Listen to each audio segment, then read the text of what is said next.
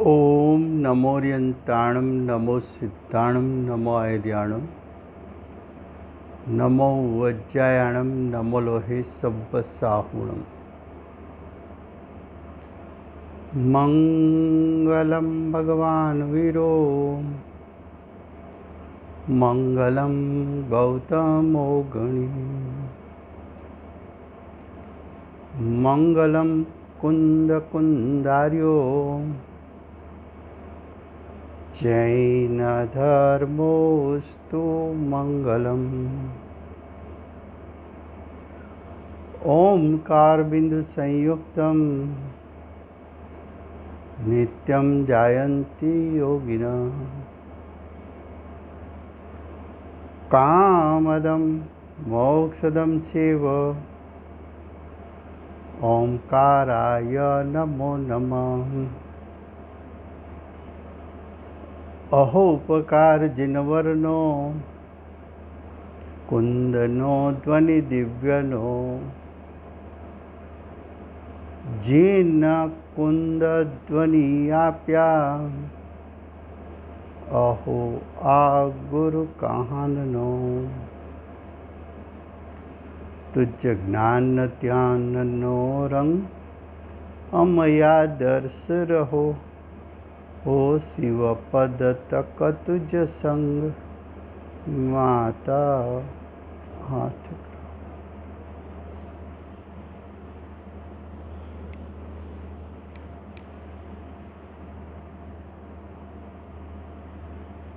आ अष्टपाहुर नामનું પરમ અધ્યાત્મ શાસ્ત્ર છે।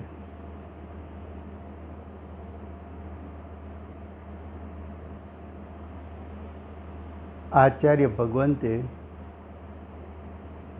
પાંચમું પાહુડ ભાવ પાહુડની રચના કરી છે।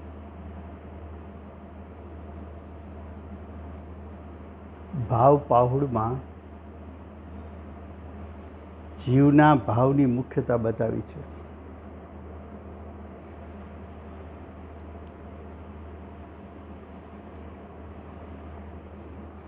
જીવના ભાવમાં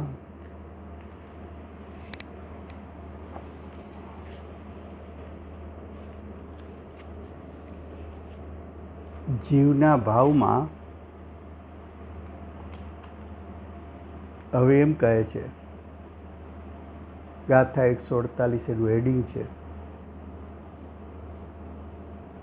હવે કહે છે કે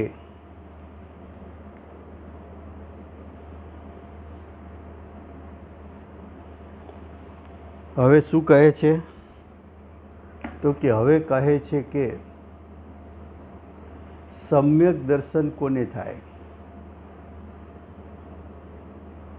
સમ્યક દર્શન છે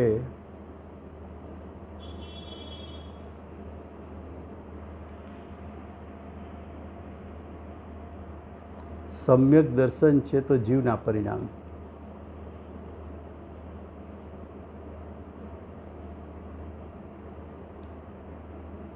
એટલે સમ્યક દર્શન થાય તો જીવને થાય, પણ કોને થાય એટલે કયા જીવને થાય।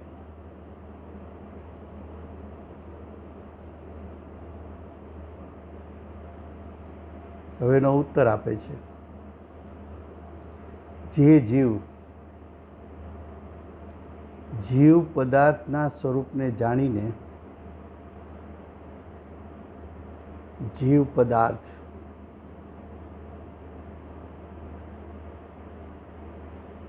જીવ પદાર્થનો અર્થ છે 6 દ્રવ્ય અને 5 અસ્થિકાય। જીવ પદાર્થનો અર્થ છે 7 તત્વ અને 9 પદાર્થ। એના સ્વરૂપને જાણીને, સ્વરૂપ એટલે સ્વસ્વભાવ ને જાણીને એટલે યથાર્થ જાણીને, તેની ભાવના કરે, તેની એટલે 6 દ્રવ્ય 7 તત્વ, તેની ભાવના, ભાવના એટલે એનું શ્રદ્ધાન, શ્રદ્ધાન કરે, તેનું શ્રદ્ધાન કરીને, તેનું એટલે 6 દ્રવ્ય 7 તત્વનું શ્રદ્ધાન કરીને પોતાને જીવપદા જાણી, પોતાને જીવપદા જાણી એટલે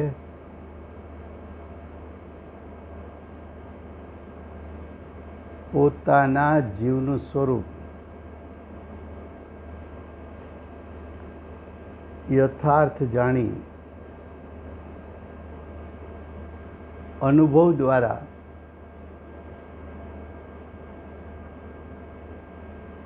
અનુભવ કહેતા આત્માનો અનુભવ,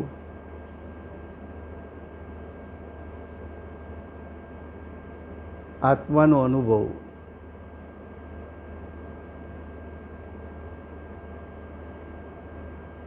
આત્મામાં હું પણ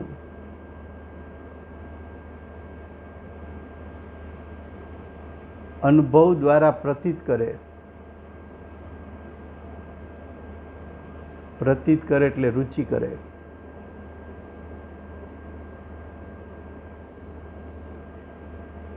તેને થાય છે એટલે તે જીવને થાય છે.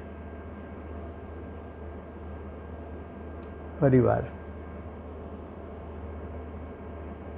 હવે કહે છે કે સમ્યક દર્શન કોને થાય છે?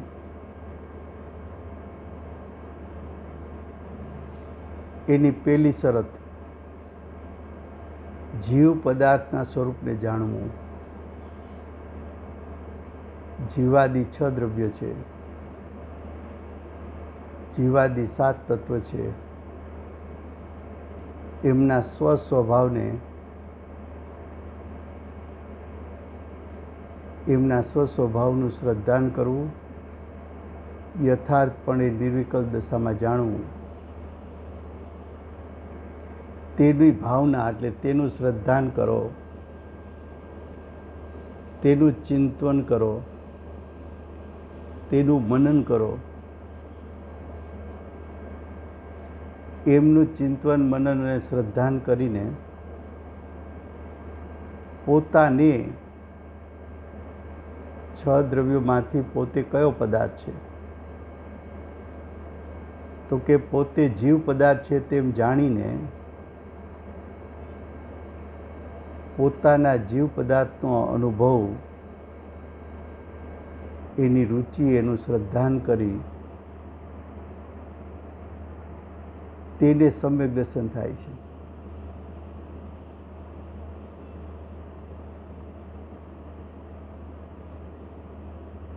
તેને સમ્યક દર્શન થાય છે. એટલે જીવ પદાર્થના શ્રદ્ધા જ્ઞાન વગર સમ્યક દર્શન, સમ્યક જ્ઞાન પ્રગટતું નથી. હવે જે પદાર્થનું શ્રદ્ધાન કરવું છે, જે પદાર્થને જાણવો છે, એ પદાર્થનું સ્વરૂપ કેવું છે? માટે આગળ એમ કહ્યું, તેથી એટલે સમ્યક દર્શન પ્રાપ્ત કરવું છે. તેથીનો અર્થ શું છે?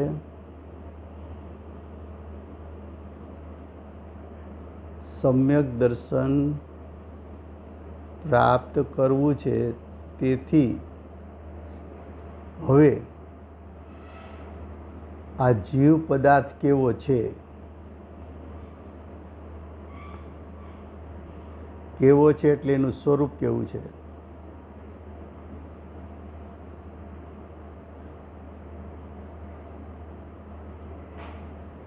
જીવ પદાર્થનું સ્વરૂપ કેવું છે? ગાથા 148 એના શબ્દો છે,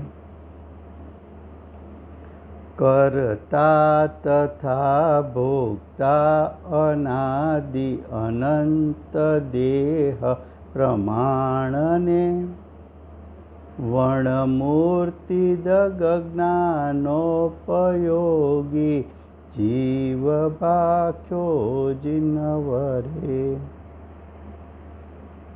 હવે કે છે જીવ નામનો પદાર્થ કેવો છે? તો કે જીવ નામનો પદાર્થ કર્તા છે. જીવ નામનો પદાર્થ ભોગતા છે. જીવ નામનો પદાર્થ અમૂર્તિક એટલે અરૂપી છે.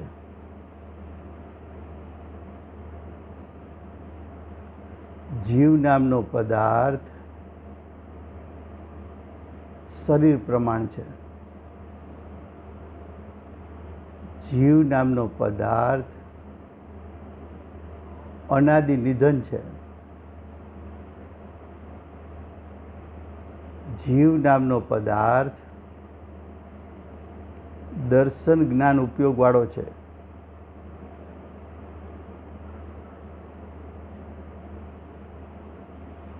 આ પ્રમાણે જીનવર ના ઇન્દ્ર જીન વરેન્દ્ર સર્વજ્ઞ દેવે વિતરાગે કહ્યું છે.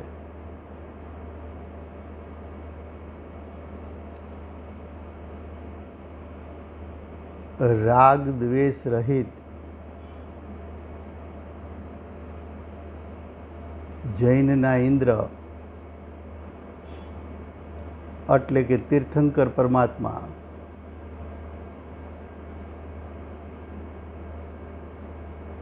તીર્થંકર પરમાત્મા કેવા છે? સર્વજ્ઞ દેવ.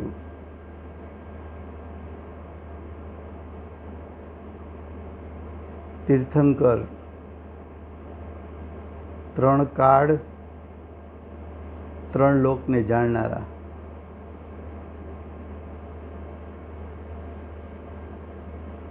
વિતરાગ રાગ દ્વેષ રહિત.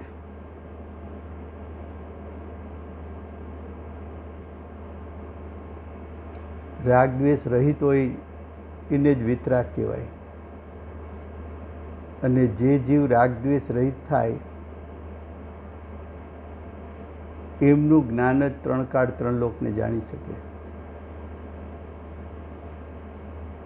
ફરીવાર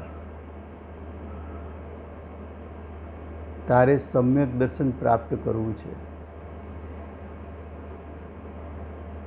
તો કે સમ્યક દર્શન કોને પ્રાપ્ત થાય? તો કે જીવાદી પદાર્થને જાણે.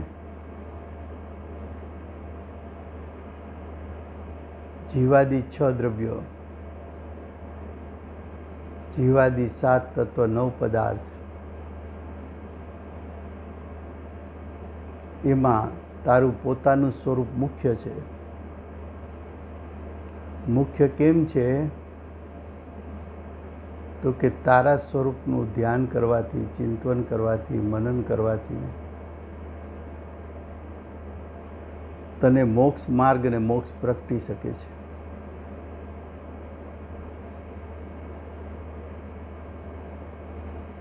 તો તારો જે જીવ નામનો પદાર્થ છે એનું જો શ્રદ્ધાન અને જ્ઞાન કરવું હોય, જીવ પદાર્થનું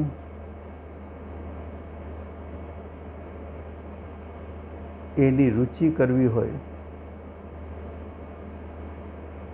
તો જીવ પદાર્થનું સ્વરૂપ તારે સમજવું જોઈએ. પણ આ જીવ પદાર્થનું સ્વરૂપ કોણ દર્શાવશે?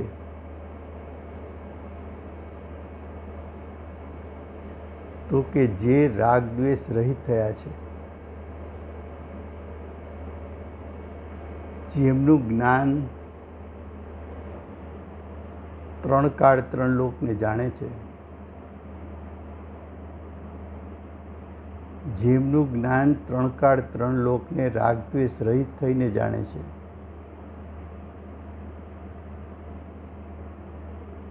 એવા તીર્થંકર પરમાત્મા આત્માના સ્વરૂપને જાણે છે.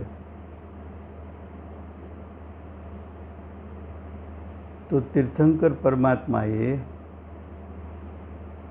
રાગ દ્વેષ રહિત થઈને અરૂપી એવા જીવનું સ્વરૂપ કેવળ જ્ઞાનમાં કેવું જાણ્યું?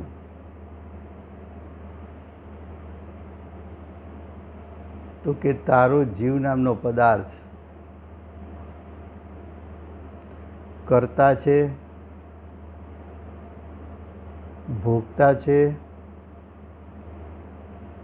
અમૂર્તિક કહેતા અરૂપી છે,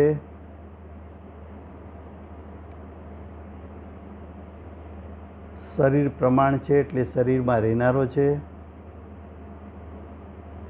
અનાદિ નિધન એટલે ત્રિકાળ ટકનારો છે,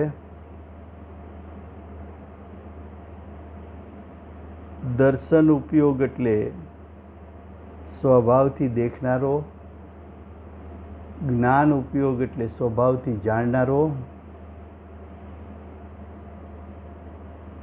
આવું જીવ પદાર્થનું સ્વરૂપ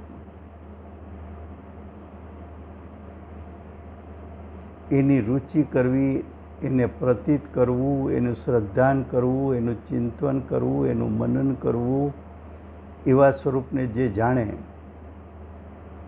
એ જીવને સમ્યક દર્શન સમ્યક જ્ઞાન પ્રગટે છે.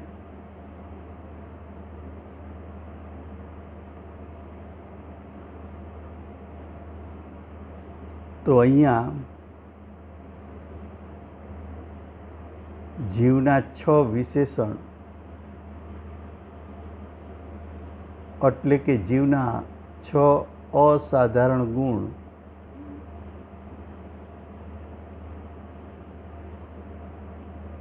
દ્વારા જીવની સત્તાને બાકીના 5 દ્રવ્યોથી જુદું પાડીને ભેદરૂપ શ્રદ્ધાન કરાવીને સમ્યક દર્શનની પ્રાપ્તિ કરાવવા માગે છે.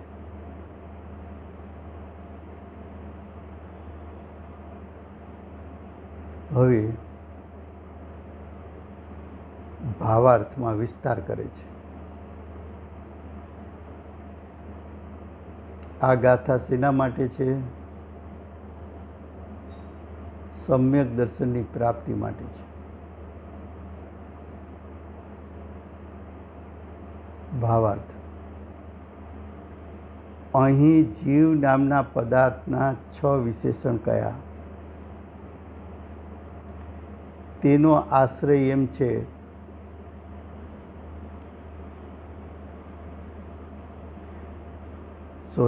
તેમનો આશ્રય નહીં, તેમનો આશય એમ છે. શું કહ્યું? જીવ નામના પદાર્થના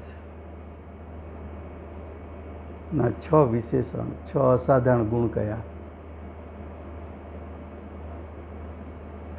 તેનો આશય એમ છે એમ કહીને 6 વિશેષણનું સ્વરૂપ બતાવે છે.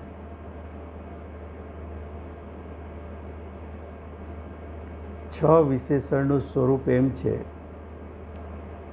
કેવું છે સ્વરૂપ? પેલું કર્તા. કર્તા કોને કહેવો?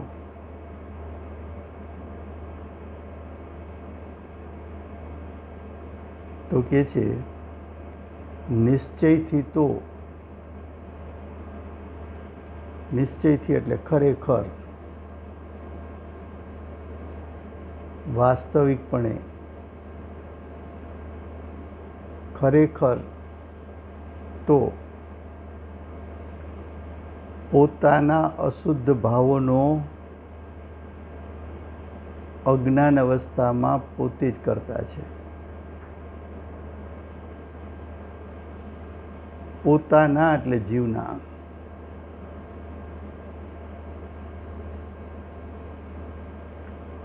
અશુદ્ધ ભાવો,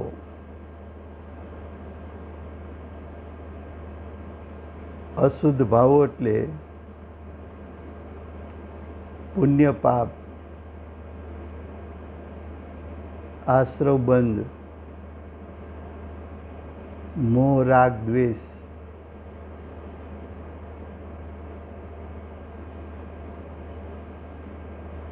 આ અશુદ્ધ ભાવો છે જીવના.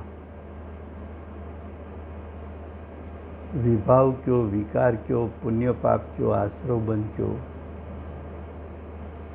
મોહ રાગ દ્વેષ કયો, ક્રોધ માન માયા લોભ કયો, હાસ્ય રતિ અરતિ, શોક ભય જુગુપ્સા કયો, ત્રણ વેદ કયો,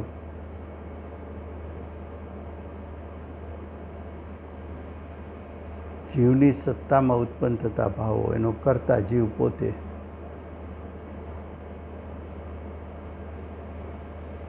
અશુદ્ધ ભાવો એટલે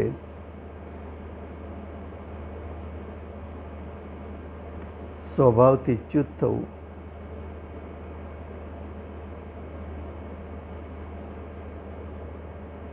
અશુદ્ધ ભાવ એટલે સ્વસ્વભાવમાં ઉપયોગનું ન ટકવું.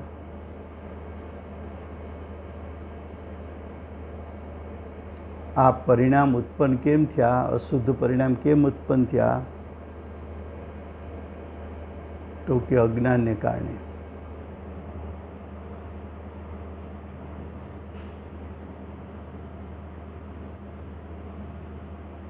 અજ્ઞાનની ખાણમાંથી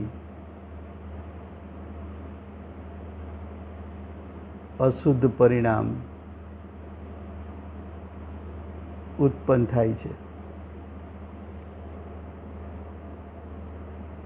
અજ્ઞાન અવસ્થામાં પોતે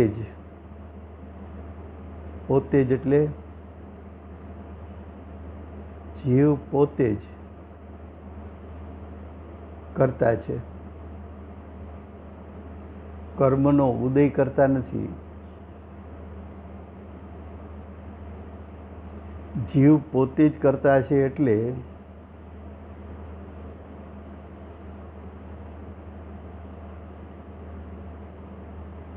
જીવ પોતે જ કરતા છે એટલે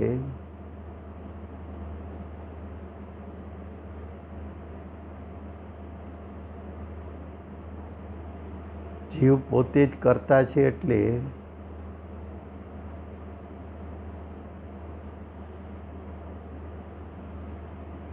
જવાબદારી જીવની છે.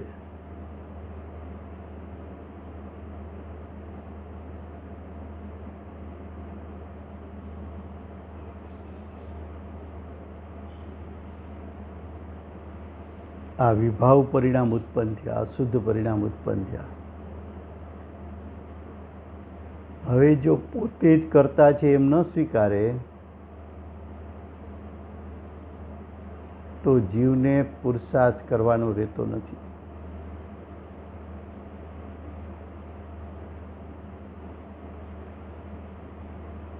તો નિશ્ચયથી અશુદ્ધ પરિણામનો કરતા જીવ વ્યવહાર નહીં એટલે નિમિત્ત અપેક્ષાએ વ્યવહાર નહીંથી એટલે જીવ સ્વતંત્રપણે વિભાવ રૂપે પરિણમે ત્યારે બાહ્યમાં નિમિત્ત કોણ છે? તો કે જ્ઞાનાવરણાદિ પૂતગલ કર્મ. એને વ્યવહારથી કરતા કીધો.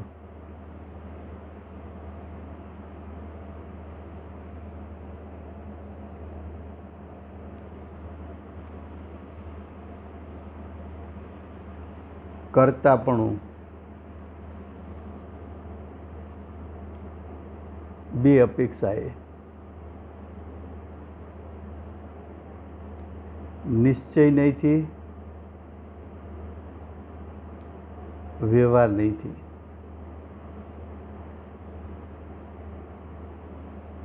અશુદ્ધ પરિણામ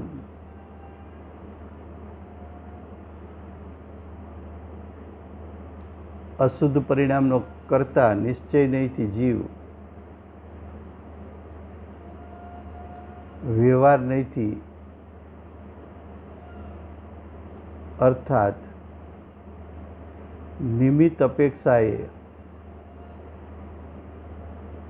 કર્મનો ઉદય.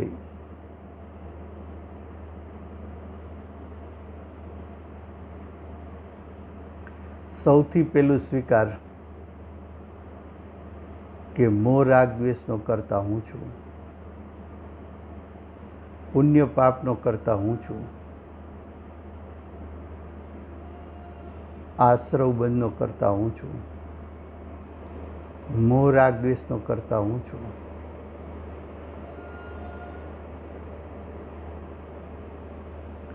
હવે જો વિભાવ વિકારનો કરતા તું હો તો વિભાવ વિકાર છૂટતા વિતરાગતાનો કરતા પણ તું છો. પુણ્ય પાપનો કરતા તું છો તો એનો ત્યાગ કરતા આશ્રવ, પુણ્ય પાપ આશ્રવ બંધ એનો કરતા તું છો, તેનો ત્યાગ થતા સંવર નિદ્રા મોક્ષનો કરતા પણ તું છો.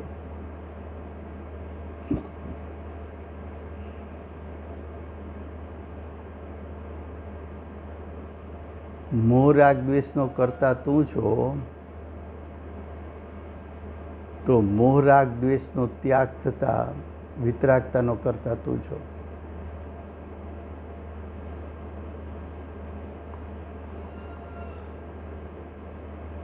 વિભાવનો કરતા તું છો એમ કહીને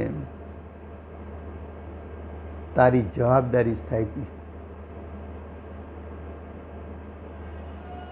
હવે એનો કરતા તું હો તો મોહ રાગ દ્વેષને છોડવાની જવાબદારી પણ જીવની છે.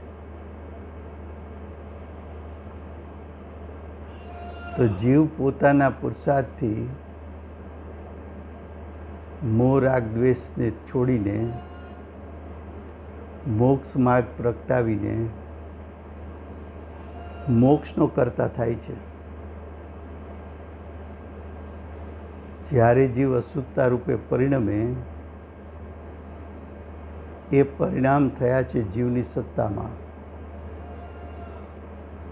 એનો કરતા જીવ છે. ત્યારે બાહ્યમાં કોણ નિમિત્ત છે એનું જ્ઞાન કરાવવા વ્યવહારથી એમ કહ્યું કર્મનો ઉદય કરતા છે.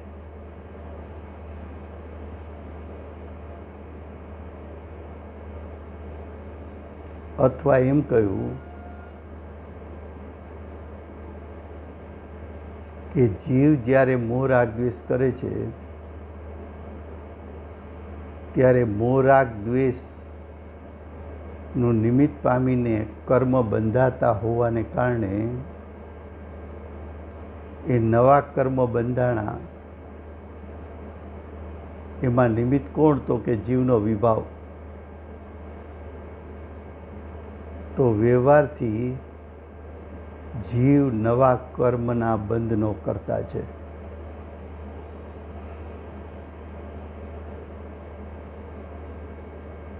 હવે કે છે આગળ, શુદ્ધ નહીંથી. શુદ્ધ નહીં એટલે જે નહીંનો વિષય શુદ્ધ સ્વભાવ છે.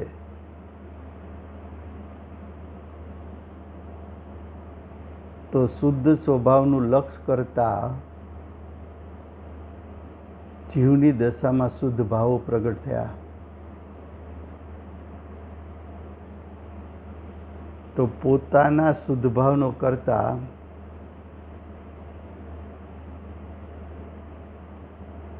પોતે છે. તેનો અર્થ શું થયો?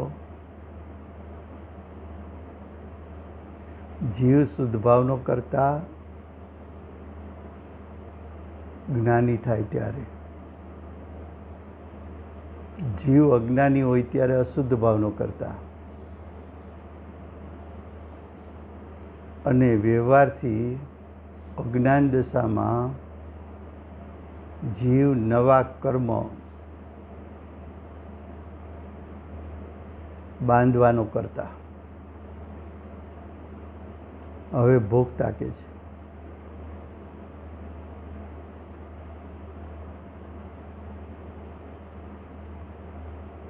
નિશ્ચયથી તો પોતાના એટલે જીવના જ્ઞાન દર્શનમય ચેતના ભાવનો ભોગતા છે.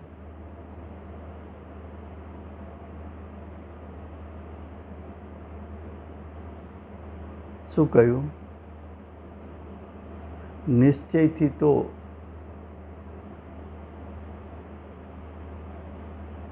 પોતાના જ્ઞાન દર્શનમય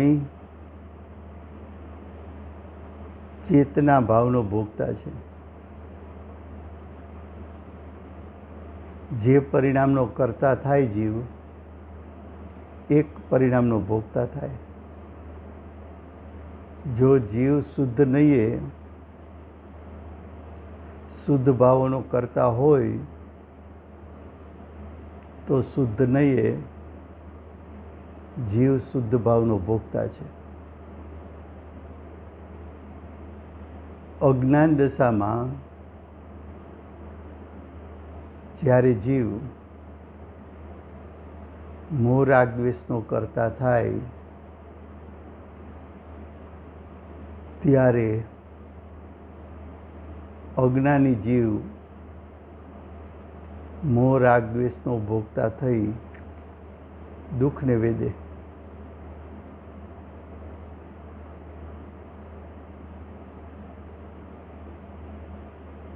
તો નિશ્ચયથી શુદ્ધ ભાવનો કરતા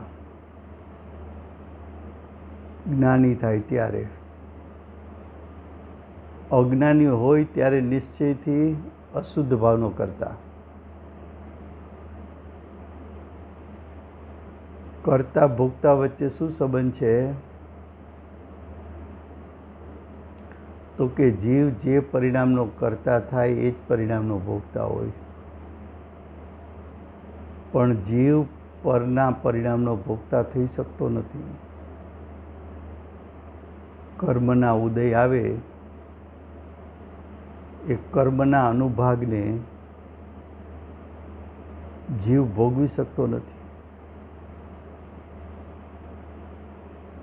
હવે જીવનું ત્રીજું સ્વરૂપ અમૂર્તિક.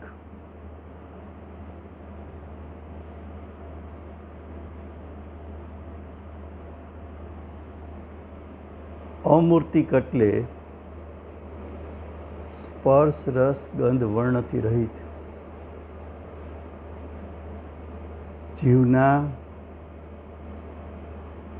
જીવમાં સ્પર્શ નથી, રસ નથી, ગંધ નથી, વર્ણ નથી, શબ્દ નથી.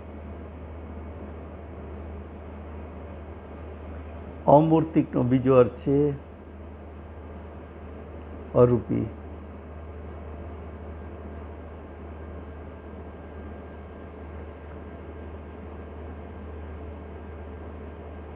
અરૂપી એટલે સ્પર્શ રસ ગંધ વર્ણ અને શબ્દથી રહિત.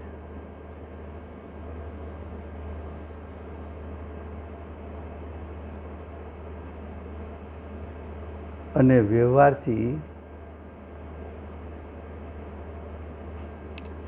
ખરેખર આત્માનું ત્રિકાળ સ્વરૂપ તો અમૂર્તિક છે, પણ વ્યવહારથી કહેતા નિમિત્ત અપેક્ષાએ જ્યાં સુધી પૂતગલ કર્મથી બંધાયેલો છે, વર્તમાનમાં આપણી અજ્ઞાન દશા છે, અજ્ઞાન દશામાં આપણે 8 કર્મથી બંધાયેલા છીએ.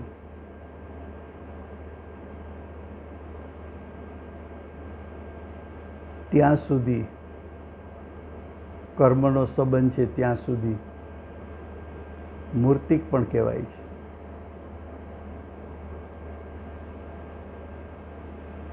જેમ વર્તમાનમાં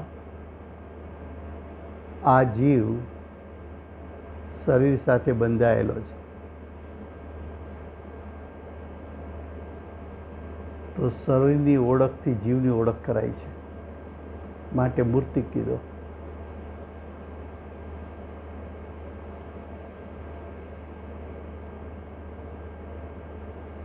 આત્માનું અસલ સ્વરૂપ પોતાના પરિણામનો કરતા,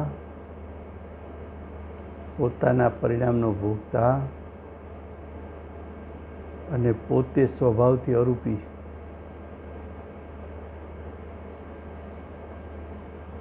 હવે ચોથી વાત કરે, શરીર પ્રમાણ.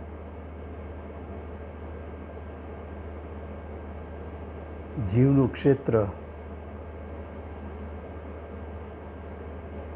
તો કે ખરેખર જીવનું ક્ષેત્ર તો અસંખ્યાત પ્રદેશી છે.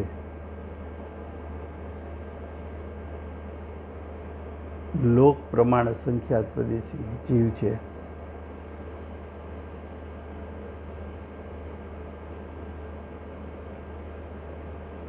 જીવનું ક્ષેત્ર કેવડું કીધું? લોક પ્રમાણ અસંખ્યાત પ્રદેશી છે. લોકાકાશના જેટલા પ્રદેશ એટલા પ્રદેશ, એટલું ક્ષેત્ર જીવનું. જીવ વર્તમાન કાળે આ શરીરમાં સંકોચાયેલો છે, પણ જીવ જો પરિપૂર્ણ ખુલી જાય, એટલે કે કેવડી સમુદ્ઘાત કરે, તો લોકાકાશના એક એક પ્રદેશ ઉપર જીવનો એક એક પ્રદેશ રહે. જીવ આખા લોકાકાશમાં વ્યાપી જાય, તો લોકાકાશના સર્વ પ્રદેશ પર જીવનો એક એક પ્રદેશ, એવડું જીવનું ક્ષેત્ર છે.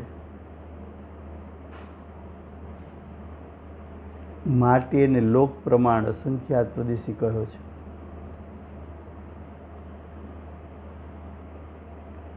તો લોક પ્રમાણ અસંખ્યાત પ્રદેશી, પરંતુ વર્તમાનમાં સંકોચ શક્તિથી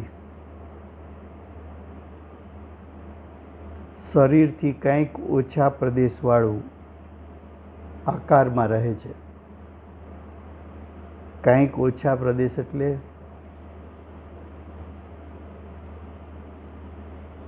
વાળ અને નખ, એમાં આત્માના પ્રદેશો નથી.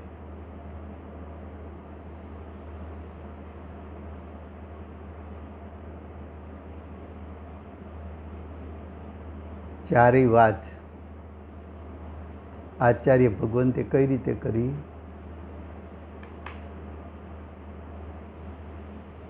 તો કે ખરેખર વાસ્તવિકપણે જીવ શુદ્ધ ભાવનો કરતા, પણ વ્યવહારથી અશુદ્ધ ભાવનો કરતા. નિશ્ચયથી શુદ્ધ ભાવનો ભોગતા, વ્યવહારથી અશુદ્ધ ભાવનો ભોગતા, અથવા અજ્ઞાની પરિવાર. કરતાપણામાં ત્રણ વાત લીધી. જીવ જો જ્ઞાની છે તો શુદ્ધ ભાવનો કરતા, અજ્ઞાની છે તો નિશ્ચયથી અશુદ્ધ ભાવનો કરતા, વ્યવહારથી કર્મનો કરતા.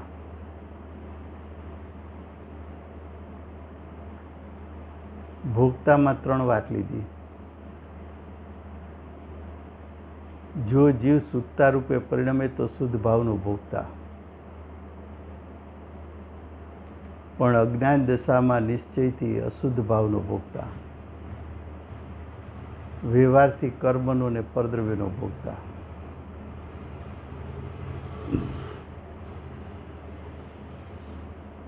નિશ્ચયથી આત્મા ત્રણેકાળ અરૂપી અમૂર્તિક, વ્યવહારથી અજ્ઞાન દશામાં કર્મથી બંધાયેલો છે, માટે રૂપી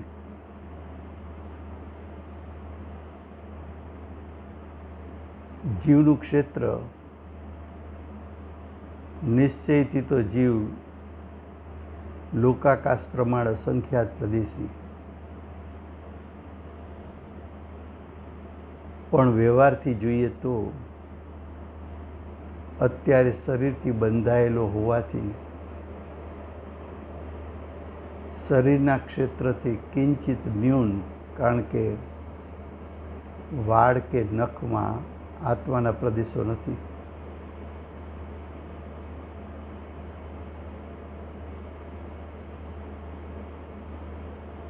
હવે પાંચમી વાત કરે છે, અનાદિ નિધન. પર્યાય દ્રષ્ટિથી જોતા ઉત્પન્ન થાય છે અને નાશ પામે છે, જન્મ મરણ કરે છે.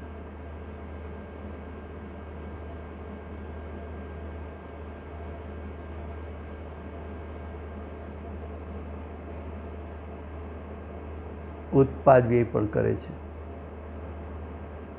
તો પણ દ્રવ્ય દ્રષ્ટિથી જોવામાં આવે તો અનાદિ નિધન એટલે ત્રિકાળ છે, સદા નિત્ય.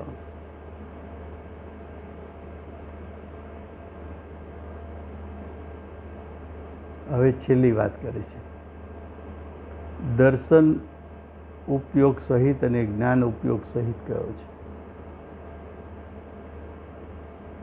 દર્શન એટલે દેખવું, દેખવું આત્માનો સ્વભાવ છે. જ્ઞાન એટલે જાણવું,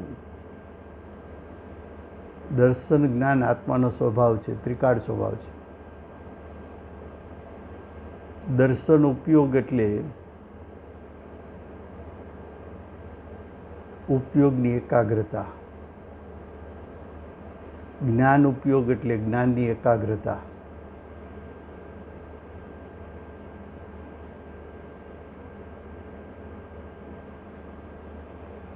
દર્શનની એકાગ્રતા સહિત જ્ઞાનની એકાગ્રતા સહિત કયો તે દેખવા જાણવાના ઉપયોગ સ્વરૂપ ચેતનારૂપ છે.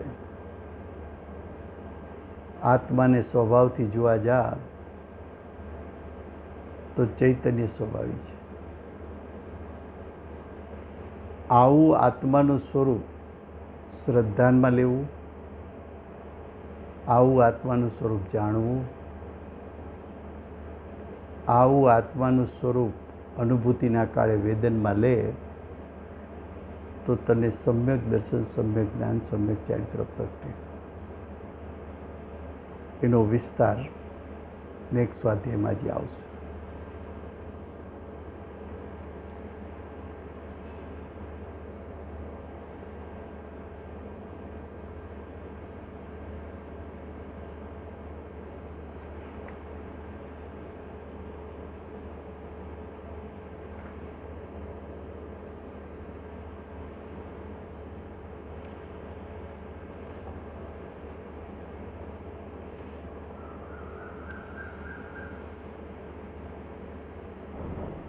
અનંત ચતુષ્ટયના ધારક શ્રી સિમંદર ભગવાનનો જય હો.